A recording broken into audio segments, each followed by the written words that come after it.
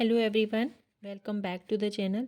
तो आज हम उसी टॉपिक को कंटिन्यू करते हुए हम आगे पढ़ेंगे कि degree of polynomial multi variable के लिए क्या होगी। तो मल्टी वेरिएबल के लिए पहले हमने पढ़ लिया था कि जब वेरिएबल सेम होंगे तो डिग्री किस तरह से निकाली जाती है पॉलिनोमियल की। अब हम पढ़ेंगे कि अगर हमारे पास वेरिएबल जो हैं वो डिफरेंट हैं, मल्टीपल टाइप के हैं, तो हम उसकी डिग्री किस तरह से निकालेंगे। तो उसमें हम क्या करेंगे, एक टर्म को देखेंगे और ये जो टर्म है इसमें जितने भी वेरिएबल हैं उन वेरिएबल की पार को हम प्लस करेंगे। और जैसे ये एक टर्म है और ये दूसरी टर्म है, और ये जो टर्म है ये तो कांस्टेंट है, इसका कोई वेरिएबल नहीं है, तो इसकी डिग्री तो होगी नहीं, इसकी डिग्री को हम ज़ीरो लेते हैं। तो इन दोनों टर्म्स की डिग्रीज़ को अगर हम देखेंगे तो इसमें जो वेरिएबल है एक्स और वाई है, इसमें भी एक्स और वाई है, लेकिन यहाँ पर एक्स की पार 2 है और वाई की पार 3 है। तो 2 + 3 = 5। तो इस टर्म की पार जो है वो 5 हो गई, तो इसकी पार जो है वो 2 होगी। 1 + 1 = 2। तो हम अगर इन शार्ट अगर हम यहाँ देखेंगे कि इस पॉलिनोमियल की जो पार है वो क्या है, इसकी डिग्री क्या है, तो हम इसको प्लस करके तो इसकी डिग्री जो है वो 5 होगी। ठीक है, इस तरह से हम मल्टी वेरिएबल पॉलिनोमियल में डिग्री चेक करते हैं। अब हम अगर देखें कि अलजेब्रिक एक्सप्रेशन में हम एडिशन किस तरह से करते हैं टर्म्स की, तो एडिशन टर्म्स की करने के लिए हम क्या करते हैं, पहले उनको अरेंज करते हैं। जैसे अगर ये टर्म्स हैं अलग अलग, इन अलग अलग टर्म्स में वेरिएबल सेम है, वेरिएबल अगर सेम है लेकिन इनकी डिग्री जो है, इनकी पार जो हैं वो डिफरेंट हैं, तो हम इनको अरेंज करके लिखेंगे। अगर जो सेम वेरिएबल हैं और उनकी डिग्री भी सेम है तो उनको हम एक जगह पर लिखेंगे, और जिनकी डिग्री 1 है, जैसे यहाँ पर 2 डिग्री है, तो इनको 3x² को और 2x² को हम एक एक जगह पर लिखेंगे अरेंज करके। 5x को और x को, ये क्योंकि x यहाँ पर सिंगल x है और यहाँ पर भी सिंगल x है, तो इसको भी अरेंज करके एक जगह पर लिखेंगे, और जो कांस्टेंट है उनको एक तरफ पहले तो हम अरेंज करके इनको लिखते हैं।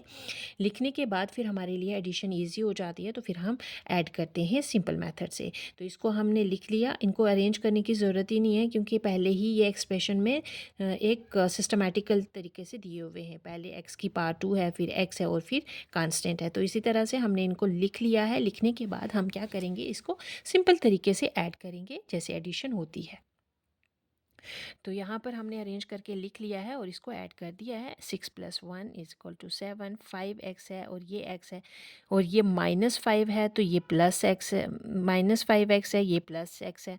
तो -5 में से 1 को निकालो तो -4 रह जाएगा, -4x हो गया ये, और ये +3 में है और ये +2 में है, 3 और 2 5 हो गए, तो x² का x² ही रहेगा।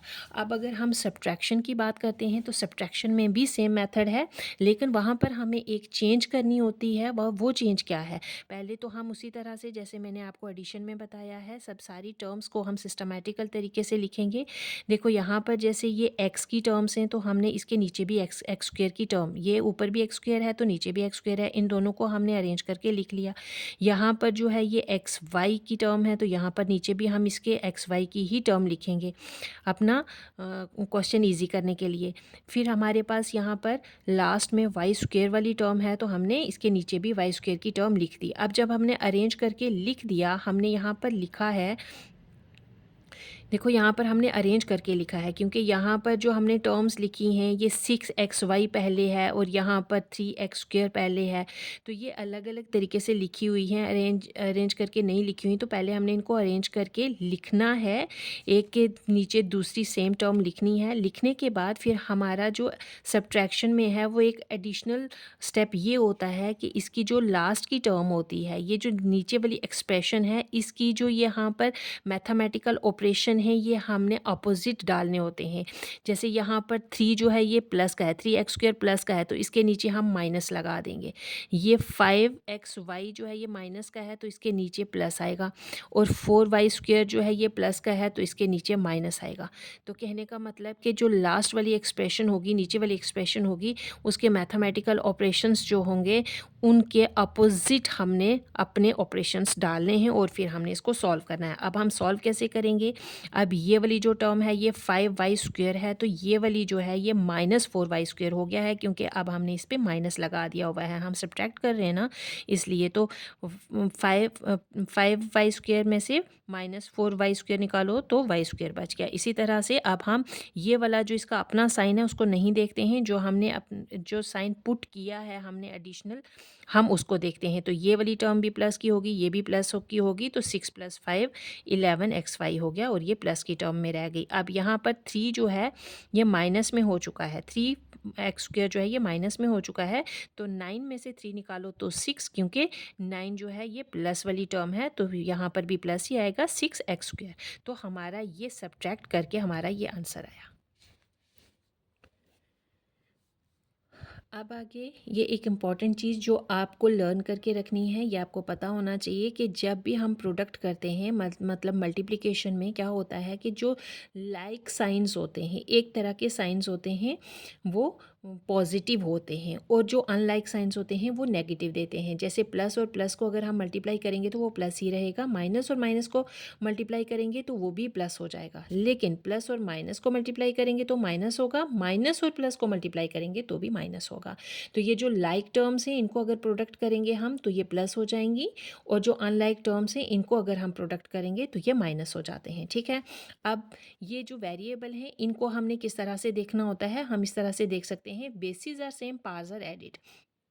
अब यहाँ पर x और x बेस सेम है तो इनकी पावर जो है ये ऐड हो जाएंगी, 1 + 1 2, तो x² हो जाएगा। इसी तरह यहाँ पर भी है, बेसिस सेम है, x और x है तो इसकी पावर जो है वो प्लस हो जाएंगी, तो x 5 हो गया। ठीक है, अब मैं आपको मल्टीप्लिकेशन का बताती हूँ कि अगर हमें पॉलिनोमियल में मल्टीप्लाई करना होता है, पॉलिनोमियल में भी सबसे पहले मैं आपको मोनोमियल क्या बताऊँगी कि मल्टीप्लिकेशन में क्या करना होता है। मल्टीप्लिकेशन सिंपल है इनकी, इसमें क्या करना है आपको कि जैसे यहाँ पर एक टर्म ये है 3x वाली और दूसरी टर्म है -4xy, तो ये दो टर्म्स हो गई।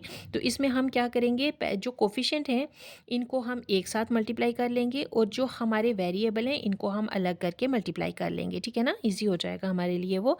तो हमारे पास यहाँ पर इसमें कोफिशिएंट कौन कौन से हैं, एक 3 है और एक -4 है, तो हमने 3 और -4 को अलग करके मल्टीप्लाई कर दिया प्रोडक्ट। ठीक है, और साइड में हमने ये x और ये xy ले लिया। अब हमें पता है बेसिस आर सेम, प्रोडक्ट में क्या होता है, basis are same, powers are added, तो ये इसकी बेसिस सेम है, x और x है, तो x और x जो हैं ये x ही लिखेंगे हम, और इनकी पावर जो है ये ऐड हो जाएंगी, एक पावर इसकी है और एक पावर इसकी है, तो ये दोनों ऐड हो जाएंगी, और y अकेला है तो y अकेला ही रहेगा। तो जब हमने इनको प्रोडक्ट कर दिया तो हमारा आंसर क्या आ गया, 4 3 12, तो माइनस है 4 के साथ तो -12 आ जाएगा, x का स्क्वायर आ जाएगा और y का y ही रहेगा, तो ये हमारा आंसर आ गया। इसी तरह से अगर हम इस तरह यहाँ पर एक और हम टर्म ले रहे हैं 4x² y, और दूसरी टर्म है 2xy²। अब यहाँ पर यहाँ x का स्क्वायर है, यहाँ y का स्क्वायर है, तो हमने कुछ नहीं करना है, कंफ्यूज नहीं होना है, हमने पहले इनके कोफिशिएंट को अलग करके मल्टीप्लाई कर लेना है, और फिर हमने देखना है इनकी बेसिस जहाँ पर सेम है उनकी पावर को ऐड कर देना है। तो यहाँ पर हमने देखा है x और x ये दोनों बेस सेम है, पावर इनकी ऐड हो जाएंगी, इसमें 2 है और इसमें 1 है, तो x की पावर 3 हो जाएगी, y की भी इसी तरह से, इस y की पावर 1 है और इसकी पावर 2 है, तो इन दोनों की भी ऐड हो जाएगी। तो हमारे पास 4 to the 8 आ गया, 8 और x का क्यूब और y का क्यूब। ठीक है।